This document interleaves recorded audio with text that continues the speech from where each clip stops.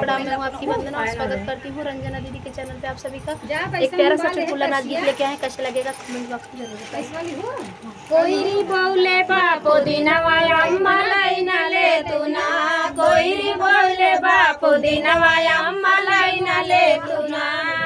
कोई रे कोईरिया के घर ना दुआरवा, ओई रे कोईरिया के घर ना दुआर, अम्मा दैन दे तू ना, अम्मा दैन दे तू ना।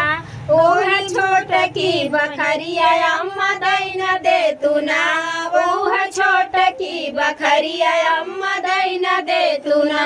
कोईरी बोले बापो दिनवा अम्मा लाइन ले तू ना, कोईरी बोले बापो दिनवा अम्मा लाइन ले तू ना।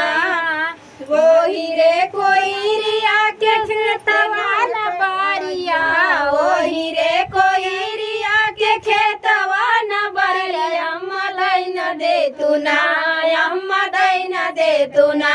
वही छोटा का कोलौआ अम्मा दैन दे तू ना, वह छोटा का कोलौआ अम्मा दैन दे तू ना। कोईरी बोले बापो दिनवा अम्मा लाइन ले तू ना, कोईरी बोले बापो दिनवा अम्मा लाइन ले तू ना। वही रे कोईरिया के लइका न बच्चा, वही रे कोईरिया के लइका न बच्चा, अम्मा दैन दे तू ना, अम्मा दैन दे तू ना। ओह छोट की ननदिया अम्मा दैन दे तू ना, ओह छोट की ननदिया अम्मा दैन दे तू ना।